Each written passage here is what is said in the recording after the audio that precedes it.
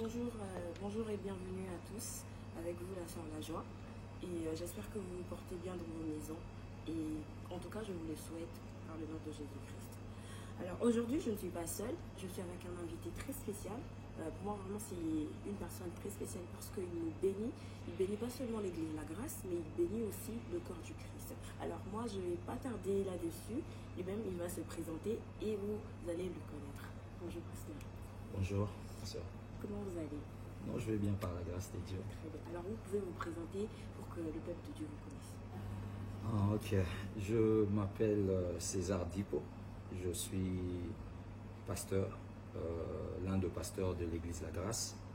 Et je suis marié à une seule femme. Et avec ma femme, nous avons 3 enfants, dont 2 filles et un garçon. Très bien. Alors, comme vous avez constaté, on est avec le pasteur Dipo.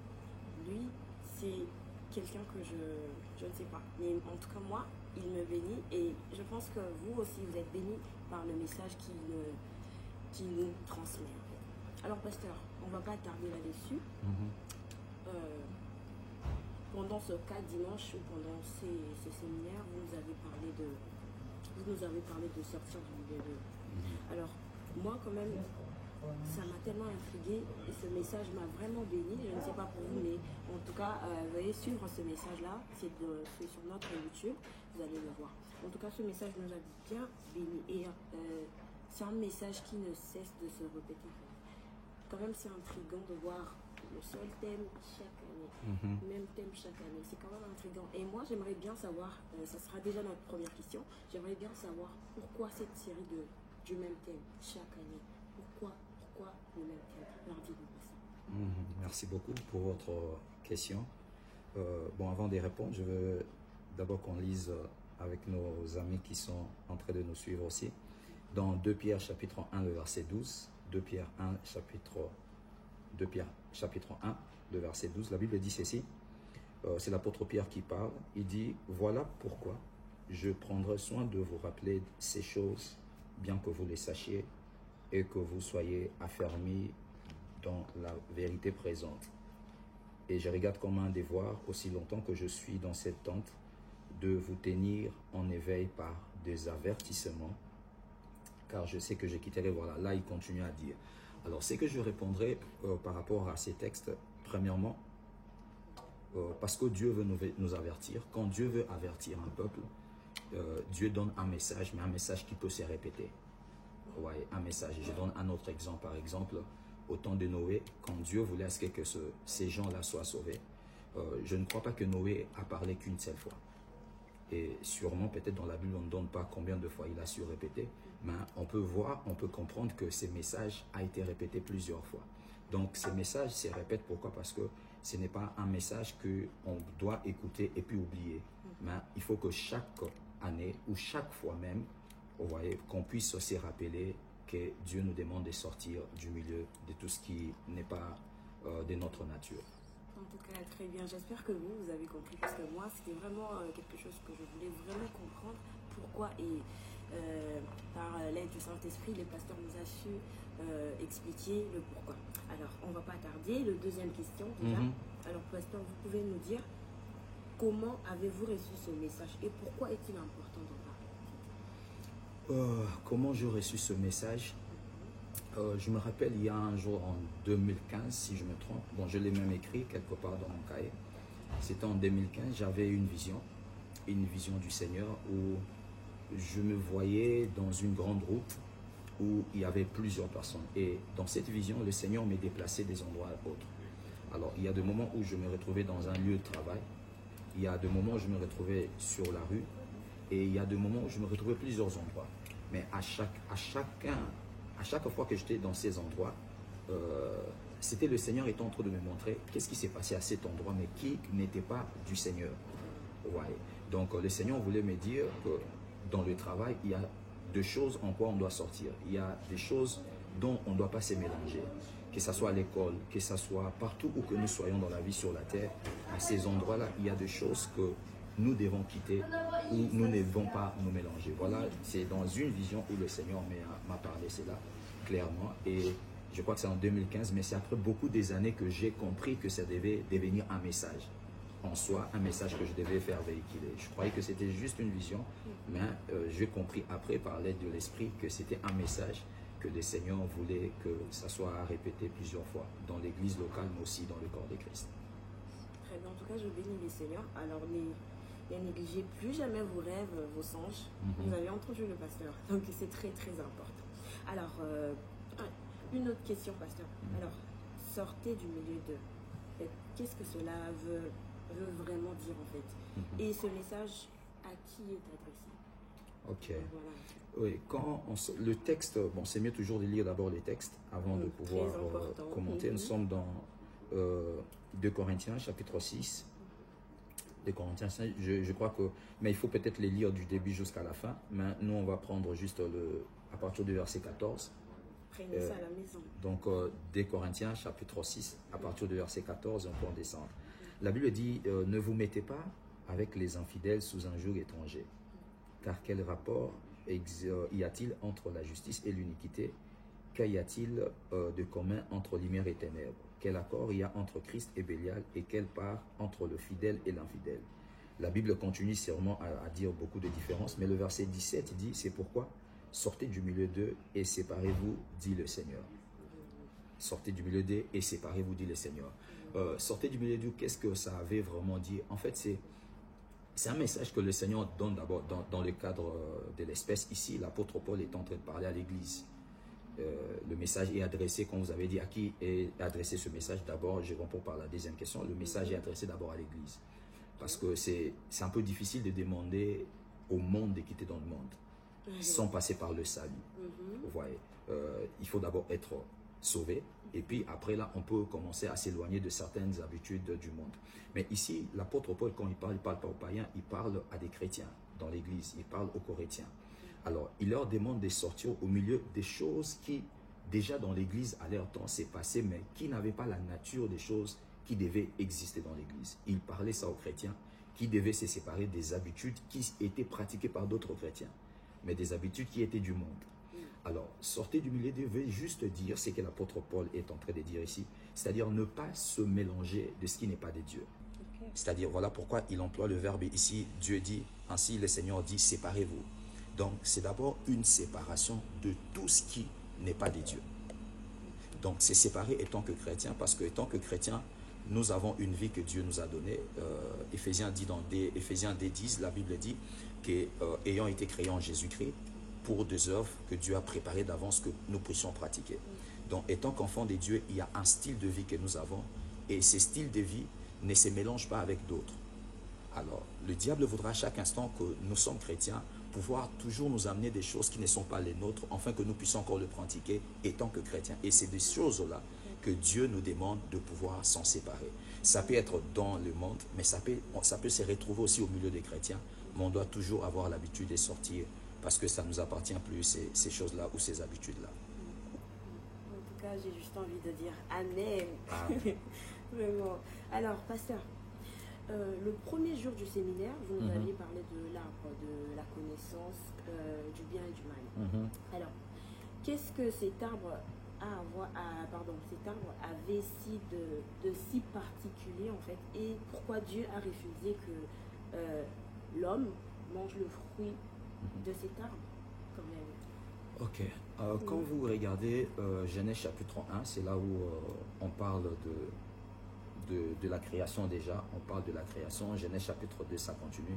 Mais quelque part, entre Genèse 1 et 3, vous allez trouver la Bible dit que Dieu avait donné l'ordre à l'homme.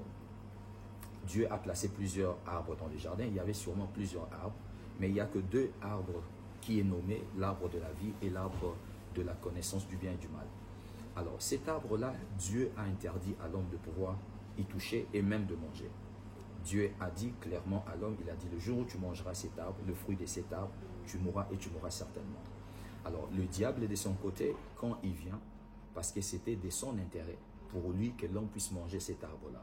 Parce qu'il savait que ses œuvres pourront prospérer si seulement l'homme mangeait cet arbre-là, le fruit de cet arbre. Alors, Pourquoi cet arbre est si important? Parce que déjà la Bible le dit, c'est l'arbre qui donne la connaissance du bien et du mal. Donc dans cet arbre ou dans le fruit de cet arbre, il y avait la possibilité de connaître le bien, mais aussi de connaître le mal. Or, dans le plan des dieux, révélé par rapport à la révélation, dans le plan des dieux, Dieu n'en voulait pas que l'homme puisse connaître ni le bien ni le mal. Ni le bien ni le mal. Ce n'est pas parce que nous disons bien que c'est quelque chose qu'on doit connaître. Non, Dieu ne voulait pas que l'homme connaisse le bien, il ne voulait pas aussi que l'homme connaisse le mal. Parce que quand on connaît le bien, on doit distinguer. Quand on connaît le mal, on doit distinguer. Et c'était ça, c'est que Dieu ne voulait pas. Parce que l'homme a toujours eu difficulté de pouvoir distinguer quand on lui donne des choses, qu'il puisse choisir ce qui est bien. Et Dieu ne voulait pas que l'homme arrive à se battre pour distinguer parce qu'il n'en aurait pas la force. Et voilà pourquoi quand l'homme a mangé, et bien qu'il connaissait le bien, bien qu'il connaissait le mal, mais il était quand même incapable de choisir le bien. Donc Dieu ne le voulait pas parce que cet arbre-là, non seulement que ça donnait la connaissance du bien, mais ça donnait aussi la connaissance du mal qui, par là, le diable voulait utiliser ce moyen pour pouvoir enseigner à l'homme aussi le mal. Wow, quelle révélation, en tout cas, que Dieu vous bénisse, pasteur. Amen, quelle amen. révélation. Le jour que j'avais entendu ça, j'ai dit waouh, waouh, vraiment, que Dieu vous bénisse. Amen. Alors, pasteur, vous avez dit que cet arbre est aujourd'hui du milieu de nous. Mais pouvez-vous nous dire juste comment reconnaître cet arbre-là, en fait? Comment nous pouvons le reconnaître? Bon, au temps d'Adam, cet arbre, selon la Bible nous représente cet arbre-là comme un arbre du jardin.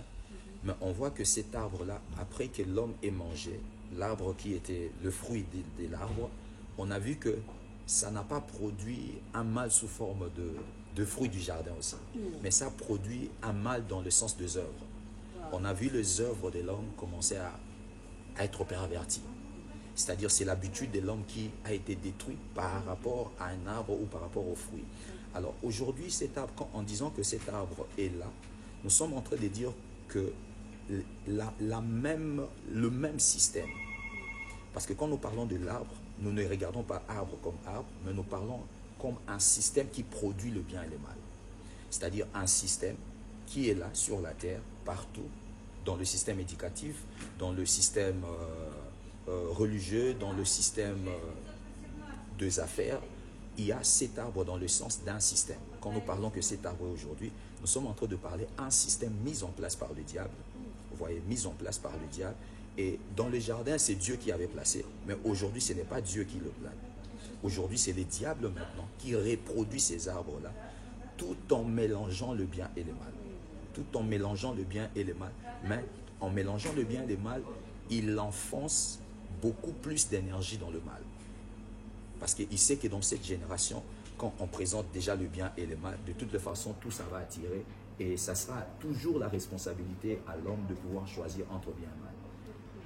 Donc cet arbre-là, aujourd'hui, est sous forme de système. Vous verrez, par exemple, je donne un système éducatif à l'école. On enseigne nos enfants la mathématique. On enseigne nos enfants la chimie. Mais aussi, on les enseigne peut-être la sexualité. À l'âge primaire, on enseigne la sexualité. Ou on enseigne comment choisir quel genre de personne il est, homme ou femme, ou ni homme ni femme. Vous voyez? Donc ces systèmes-là, c'est ce que nous appelons aujourd'hui que c'est le même arbre qui produit et le bien et le mal d'un côté. Alors, est-il possible en fait de ne pas manger le fruit de cet arbre? Ouais, il est possible. Par là, j'aimerais qu'on lise un texte dans la Bible. Nous sommes dans Daniel chapitre 1. La Bible nous parle de Daniel qui ont été recrutés avec ses amis par le roi Nabuchodonosor quand il a assiégé Jérusalem. Et la Bible dit qu'on a appris des jeunes gens qui étaient beaux et qui étaient aussi intelligents. Et entre autres, il y avait aussi notre frère Daniel. Daniel chapitre 1, je disais le verset 5 au verset 9. J'ai lu au nom du Seigneur Jésus-Christ. Daniel 1, 5 à 9.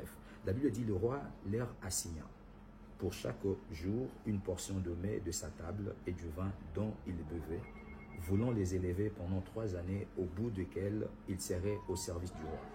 Il y avait parmi eux, d'entre les enfants de Juda, Daniel, Ananias, Michaël et Azarias.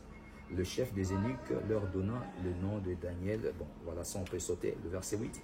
Daniel résolut de ne pas s'essuyer par le mets du roi et du vin dont le roi buvait. Il pria le chef d'eunuques de ne pas l'obliger à s'essuyer.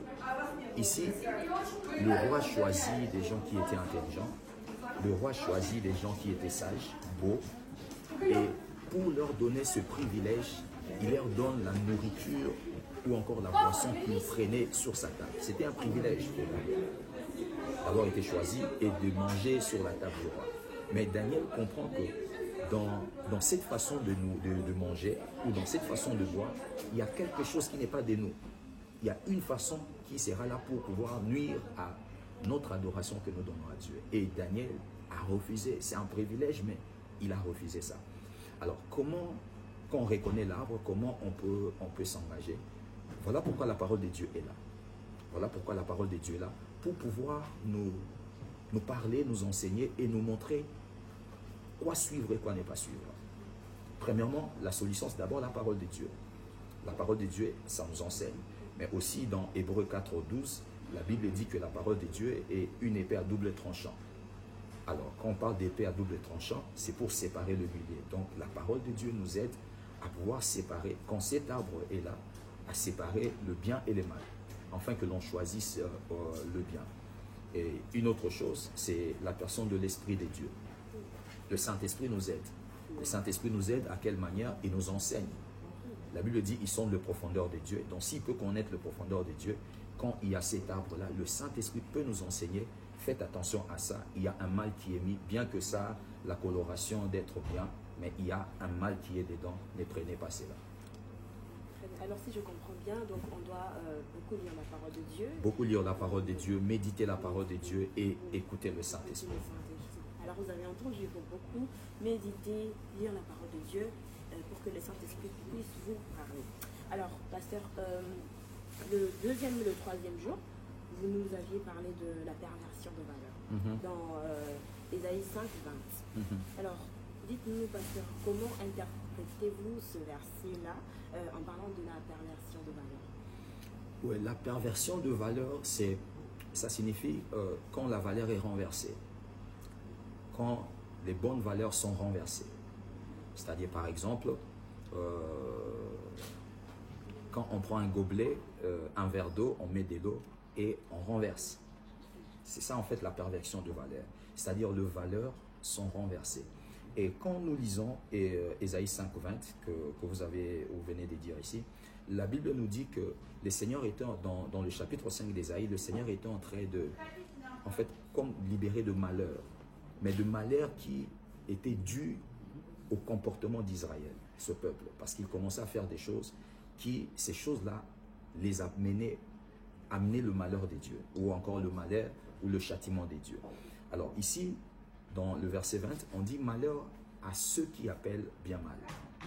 Et malheur aussi à ceux qui changent le ténèbre en lumière et à ceux qui changent aussi ce qui est amertume en doux. C'est-à-dire quelque chose qui est amer, mais on le rend doux. Alors, c'est ça en fait la perversion de valeur. Dans ces versets, on parle de la perversion. Pourquoi? Parce qu'il y a changement d'appellation, il y a changement des choses. J'ai dit au début que la perversion, c'était quand on renverse. Alors, quand le mal est appelé à la place du bien et le bien est appelé à la place du mal, ça c'est la perversion de valeur. Et aujourd'hui, on peut remarquer cette perversion parce que des choses qui étaient hier considérées comme des choses pas bonnes, mais aujourd'hui, ces choses sont regardées comme étant des bonnes choses. Vous voyez, des comportements, de pratiques qui hier, on pouvait crier que c'est pas bien. Des choses qu'aucune personne ne pouvait tolérer à voir, mais aujourd'hui, les gens peuvent acclamer. Et c'est ce que nous appelons, la Bible parle de la perversion de valeur, pour dire que le mal devient bien. Et quand vous lisez ce verset, vous verrez que la Bible parle d'abord, il y a des gens qui appellent le mal bien, c'est-à-dire juste par l'appellation, mais il y a aussi de ceux qui se donnent la peine de pouvoir changer ce mal en bien. Vous voyez, donc changer ce mal, ils se donnent de la peine à pouvoir transformer le mal à bien. Donc c'est ce que nous appelons la perversion de valeur. Par exemple, quand nous parlons de l'homosexualité, c'est la perversion de valeur. Pourquoi? Parce qu'un homme devient une femme. L'homme qui a été créé homme Mais l'homme veut prendre la forme de la femme. Ou encore la femme veut prendre la forme de l'homme. Ou encore l'homme veut se marier à un homme. Ça, c'est la perversion de valeur. Pourquoi? Parce que Dieu a établi que l'homme se marie à une femme et qu'une femme se marie à un homme. Donc, voilà ce qui est la perversion de valeur. En tout cas, déjà, en parlant de ce qui appellent bien mal et mal bien, j'ai une petite sous-question parce que quand même c'était waouh. Alors, dites-nous, pasteur, qu'est-ce qui peut bien amener un chrétien connaissant la vérité à appeler bien mal et mal bien? Oui, quand le Seigneur nous enseignait, on a dû à parler beaucoup de choses, mais je vais citer peut-être deux juste pour pouvoir, bon, le reste on peut suivre ça sur YouTube ou sur le Facebook de l'Église. Alors, qu'est-ce qui peut bien amener un chrétien? C'est lui qui a quoi? Parce que quand on parle de chrétien, on parle de quelqu'un qui a reçu Jésus, qui a connu Jésus. Et qu'est-ce qui peut faire en fait cette personne-là de pouvoir appeler le bien mal? Nous avons dit, premièrement, j'aimerais dire deux éléments. Premièrement, on a parlé de l'ignorance. L'ignorance. L'ignorance est un élément très capital quand il s'agit de la perversion de valeur. Quand quelqu'un ignore, il peut bien faire. Il est obéissant à tout. Quand quelqu'un ignore, il est obéissant à tout vent des doctrines, comme la Bible le dit. Pourquoi? Parce que l'ignorance. Parce que l'ignorance fait en sorte que quand on nous présente le mal, et on nous dit c'est bien, c'est la première fois qu'on voit ça, on dira que c'est bien. Pourquoi? Parce que je donne un exemple que j'ai donné aussi. Un enfant, quand on prend un faux billet de dollars, un faux billet de 100 $, on amène ça à un enfant et on dit à un enfant, prends, peut-être on va acheter quelque chose d'ailleurs. Vous voyez, l'enfant prendra cet argent avec assurance. Avec assurance, il ira au magasin pour donner, c'est lui qui vend, pour dire que donnez-moi le bonbon. Et c'est ces grands frères-là qui vendent le bonbon, sachant que l'enfant est ignorant, il ne prendra même pas la peine de pouvoir crier sur cet enfant. Il lui dira peut-être non, on t'a menti, ce billet est un faux billet. Pourquoi? Parce que l'ignorance fait en sorte que quelqu'un appelle le mal bien. Même un enfant de Dieu, quand on ignore une notion ou quelque chose. Voilà pourquoi il est très important que des enfants de Dieu, que nous puissions connaître la parole de Dieu pour, comme la Bible dit, que ne pas être amené dans tout vent des doctrines. Parce qu'aujourd'hui, il y a plusieurs doctrines et on peut être amené par rapport à ça. Et un homme de Dieu peut appeler un mal bien. Vous voyez. Mais comme nous n'avons pas sa connaissance, ou ce qu'il dit, nous ne le connaissons pas, on peut se mettre à accepter ce qu'il est en train de dire, pendant que ce n'est pas une bonne chose. Ça, c'est la première chose, c'est l'ignorance. Mais deuxième de choses qui peut faire en sorte que quelqu'un appelle le mal bien un enfant de Dieu, à part l'ignorance, ça peut être aussi notre façon de se disposer.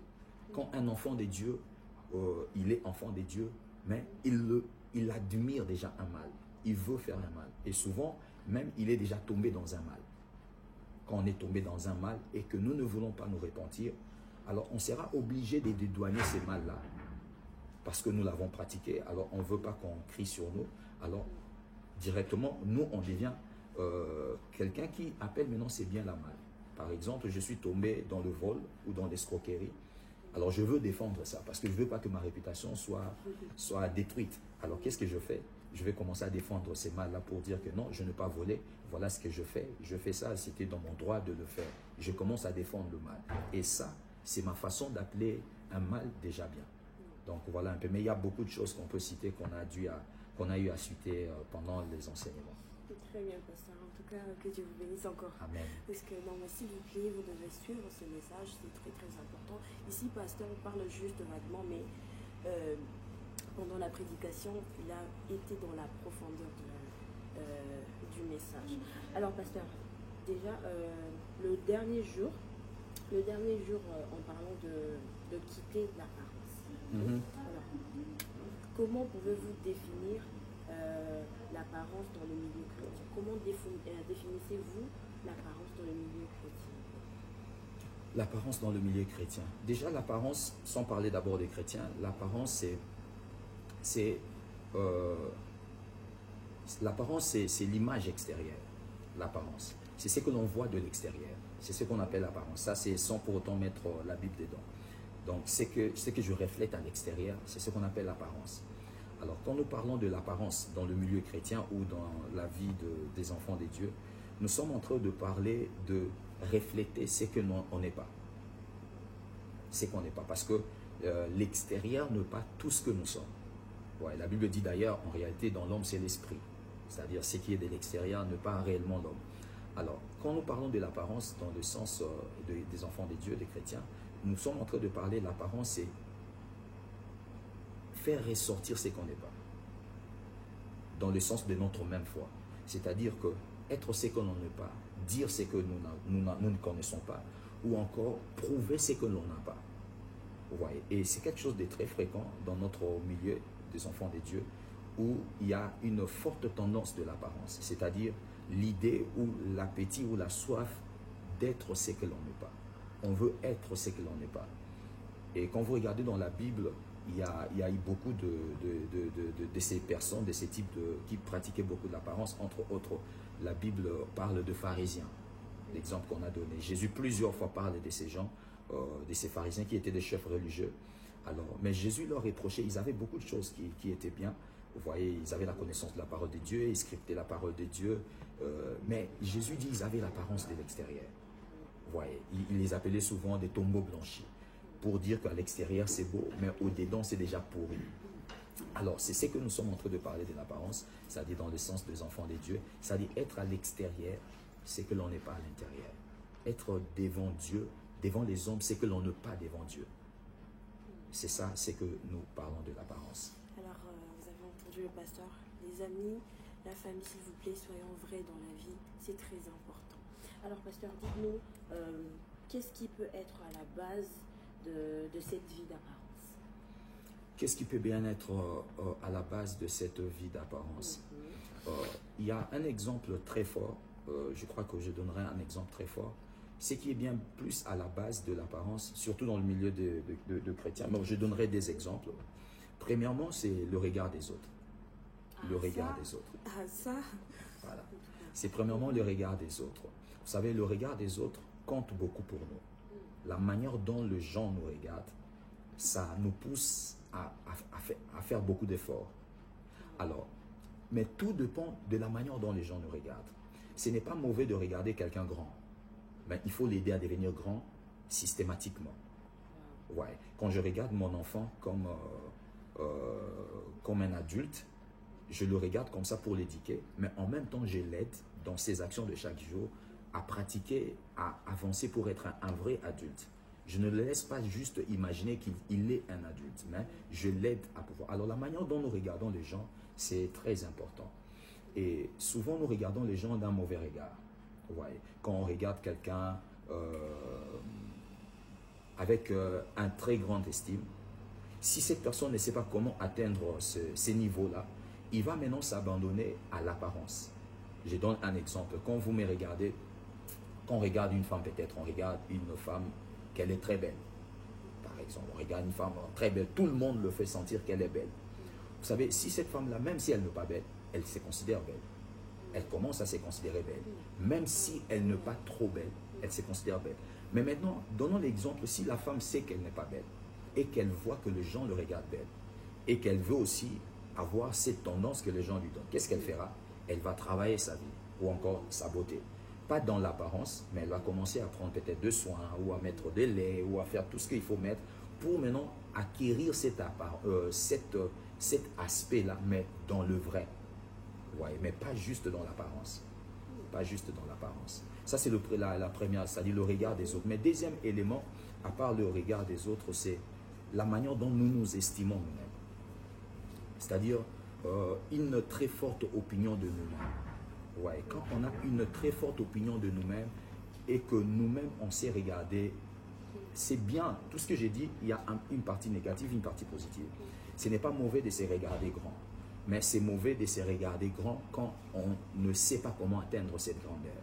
Ou quand on ne travaille pas comment atteindre cette grandeur-là. Quand on se regarde grand, c'est une façon pour nous de nous projeter quelque part et on doit maintenant travailler. Mais quand on se regarde grand, juste pour vivre la grandeur, mais dans l'apparence, on ne deviendra jamais grand. Donc la façon dont nous nous regardons, c'est très important. C'est très important la façon dont nous nous regardons. Il y a des gens qui se voient élevés plus que tout le monde, pendant qu'il y a des gens qui sont élevés plus que lui. Vous voyez, il peut se regarder comme ça. Et qu'est-ce que ça l'amène? Ça l'amène maintenant à vivre une vie d'apparence au milieu des gens pour se considérer qu'il est plus grand que tout le monde. Ouais, donc il est plus grand que tout le monde. Et pendant qu'il y a des gens qui sont plus grands. Mais il peut aussi, en se regardant comme ça, c'est pas mauvais de se regarder, mais travaille maintenant dans la vraie vie, comment on devient grand, comment on devient chef, ou comment on devient, je ne sais pas qui, mais il faut le travailler. Mais pas, ne pas seulement rester dans l'apparence. En tout cas, cette partie-là, les gens en fait, doivent vraiment comprendre, parce qu'il y a une très grande différence entre se regarder genre grand et puis, comment je peux dire, devenir orgueilleux parce que les gens vous dit et tout et tout. Donc, il y a une différence. Il y a vraiment une très grande différence. Vous devez très très bien comprendre pour ne pas tomber dans on peut se regarder grand dans le sens de la vision de notre vie. Parce qu'on sait qu'on deviendra grand ou on veut devenir grand. Alors on commence à poser des actes qui nous amènent là. Mais comme vous l'avez dit, c'est-à-dire c'est regarder grand dans le sens d'orgueil juste. Voilà. Ouais, sans pour autant avoir une vision de devenir grand, mais on veut juste se sentir grand. Ça c'est mauvais, c'est sentir juste grand. En tout cas, merci Pasteur. Alors, est-ce qu'il y a de conséquences à cette vie-là d'apparence? Est-ce qu'il y a vraiment de conséquences? Oui, il y a toujours de conséquences quand on mène. Bon, de toute façon, toute chose a des conséquences. Il y a toute chose qui a des conséquences, mais je donnerai peut-être deux conséquences. Premièrement, la vie d'apparence nous fait perdre du temps. Nous fait perdre énormément de temps. Quand on mène une vie d'apparence, parce qu'une vie d'apparence, nous ne sommes pas nous. Ouais, nous ne sommes pas dans notre vraie vie. Nous ne sommes que dans une vie d'illusion. Alors, tant que nous mènerons la vie d'apparence, nous ne sommes pas encore nous et on ne mène pas encore notre vie. Donc nous perdons le temps. Les jours où on décidera de mener notre vie, on va constater qu'on a déjà passé beaucoup de temps dans la vie d'apparence à mener une vie où on n'était pas nous. Donc premièrement, on perd le temps. Deuxièmement, dans le sens spirituel, et que la vie d'apparence nous éloigne en fait de Dieu. Parce que Dieu dit à Samuel, quand Samuel est allé oindre David, et quand il est allé dans la maison d'Isaïe, il voit des géants, des costauds, des grands garçons, il voit des grands frères de David qui étaient en grande taille. Il s'est dit peut-être, bon, comme Dieu veut remplacer un roi en Israël, ça peut être Eliab, ça peut être les autres. Mais Dieu a dit à David, à Samuel une chose, il a dit que Dieu ne considère pas ce que l'homme considère. L'homme considère ce qui frappe aux yeux, mais Dieu considère le cœur. Alors quand on mène une vie d'apparence, en fait on ne pleut pas à Dieu. Quand on mène une vie d'apparence, Dieu ne nous voit pas dans notre vraie vie. Donc on ne pleut pas à Dieu. Alors on va passer tout notre temps de mener une vie d'apparence. On passera tout notre temps à passer une vie loin de Dieu. Parce que Dieu ne considère pas cette vie-là. Je donne un exemple dans le cadre du service de Dieu. Quand on sert Dieu de la manière d'apparence, on va croire qu'on est en train de servir Dieu et qu'il y aura des rémunérations, parce que la Bible dit qu'il rémunère ceux qui les cherchent. Alors, on croira que Dieu, demain, il y aura des rémunérations, mais Dieu ne va pas rémunérer. Pourquoi? Parce qu'il ne nous a pas vus en train de les servir. Il nous a vus en train de vivre une vie qui n'était qu'une vie d'apparence. Ouais, donc, premièrement, on perd le temps, et deuxièmement, on n'est pas agréable devant Dieu. On n'est pas agréable. Mais il y a beaucoup d'exemples que nous avons donnés et nous recommandons à nos bien-aimés de pouvoir nous suivre sur YouTube et sur le Facebook de l'Église. C'est très important, ça ne vaut pas la peine d'impressionner qui que ce soit, puisque Jésus revient bientôt. Soyons vrais, soyons vrais, soyons vrais. Amen. Alors, notre dernière question, pasteur. Alors, dites-nous comment remédier à tout cela, comment pallier en fait à tout cela, à tout ce que vous nous avez enseigné pendant ce 4 beau dimanche, si je peux le dire comme ça. Oui, c'est que je peux dire, bon, pas comme remédier, parce qu'il y avait plusieurs thèmes dedans et je ne saurais pas le mélanger tout, mais ce que je pourrais donner comme message clé dans tout ce qui est là, c'est que à ces temps où nous sommes aujourd'hui, on doit prêter attention à la parole de Dieu, on doit vraiment prêter, parce que la parole de Dieu, la Bible dit, ta parole est une lampe sous mes pieds et une lumière sur mon chemin. C'est David qui l'a dit. Et la parole nous éclaire à chaque instant, parce que le monde dans lequel nous sommes, c'est un monde qui est rempli de ténèbres. Et les ténèbres ne fait que s'aggraver, ne fait que s'accumuler encore. Mais peu importe que le ténèbre peut s'accumuler, mais tant que nous avons cette parole de Dieu comme une lumière, ouais, sur notre sentier, sur notre chemin, et une lampe sous notre pied, on saura toujours la vérité de la parole et on saura toujours se diriger là où Dieu nous attend. Parce qu'aujourd'hui, nous sommes sur la terre, mais demain on sera au ciel et Dieu nous attend là. Jésus a dit dans Jean 14, il a dit, je m'en vais préparer une place pour vous. quand je finirai, je reviendrai, je vous prendrai et vous irez, et là où je serai, vous aussi vous serez là. Donc, que cette parole-là nous éclaire vers ce chemin-là qui nous attend et ce ciel-là qui nous attend nous tous. En tout cas, Amen. Alors, moi, j'ai juste une petite question qui m'est venue comme ça. Alors, pasteur, dites-nous, pour ceux-là qui se sont déjà égarés, pour ceux-là qui ont perdu la foi, pour ceux-là qui ont perdu, en fait, qui se sont égarés de la route de Dieu, qu'est-ce qu'on peut faire? Qu'est-ce que vous pouvez dire pour eux? Qu'est-ce qu'on peut faire pour le ramener vers Christ? Et donc, voilà. Ok, ce que je dirais à ces gens, c'est que peu importe comment nous sommes égarés, peu importe où nous sommes égarés, il y a toujours possibilité de rentrer. J'aime toujours le dire que Dieu laisse toujours un chemin de retour. Pour tous ceux qui s'égarent, il y a toujours un chemin de retour. Donc, j'aime toujours donner un exemple de la Bible dans les livres de Genèse, quand Noé entre dans l'arche. La Bible dit que quand Noé est entré dans l'arche, ce n'est pas Noé qui a fermé la porte de l'arche. La Bible dit que c'est Dieu qui a fermé cette porte-là. Donc, aujourd'hui encore, la porte du salut est encore très ouverte. Il suffit de croire en Jésus, de croire à l'évangile, l'évangile de paix, l'évangile de vie, l'évangile du salut, de croire et d'abandonner sa vie à Dieu, et Dieu va nous prendre. Mais pour ceux qui sont des enfants de Dieu, mais qui se sont égarés, c'est que vous devez savoir que vous êtes des enfants de Dieu, et le parabole de fils prodigue nous parle beaucoup. Donc Dieu vous attend, vous pouvez rentrer à n'importe quelle heure avec un cœur de repentance, et Dieu va vous accueillir. Merci beaucoup, pasteur. Merci beaucoup à honoré de vous recevoir sur ce plateau. Merci beaucoup.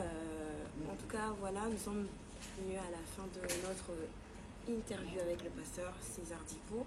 Alors, j'espère que vous avez été bénis, puisque moi, en tout cas, j'ai découvert certaines choses, certaines parties de ce message que je n'avais pas capté. Et Dieu, le Saint-Esprit a fait grâce que nous puissions découvrir encore certaines parties. Alors, je vous dis merci pour tous ceux qui nous ont suivis à la maison, et n'hésitez pas de suivre ce 4 journées. Alors suivez cela parce que c'est très important, c'est de messages très profonds. Alors je vous en supplie de suivre. Vous allez justement voir ça sur notre YouTube de l'Église La Grâce. Vous tapez juste Église La Grâce, Église évangélique La Grâce, et puis vous allez voir le 4 journées. En tout cas, je vous dis merci, et je vous dis à très très bientôt.